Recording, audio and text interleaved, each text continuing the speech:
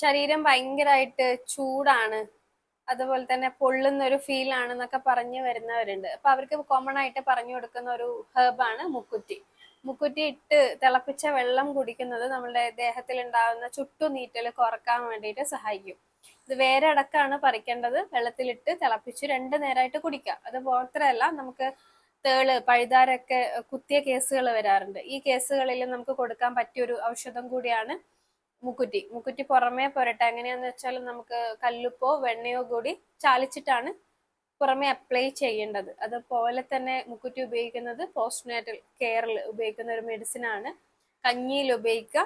അതുപോലെ തന്നെ മൂത്രം തടസ്സം ഉണ്ടാകുമ്പോൾ കൊടുക്കുന്ന ഒരു പ്ലാന്റ് കൂടിയാണ്. ഒരുപാട് ഔഷധ ഗുണങ്ങളുള്ള ഒരു പ്ലാന്റ് ആണ്. നമുക്ക് കർക്കിടക മാസമൊക്കെ ആകുമ്പോൾ പുറമെ കാണും ഈ ഒരു പ്ലാന്റ് വളർന്നു നിൽക്കുന്നത്. അപ്പൊ തീർച്ചയായിട്ടും ഇതിന്റെ ഒരു വാല്യൂ നമ്മൾ എല്ലാവരും അറിഞ്ഞിരിക്കണം. മഞ്ഞ കളറാണ് ഫ്ലവർ ഉണ്ടാകുന്നത്.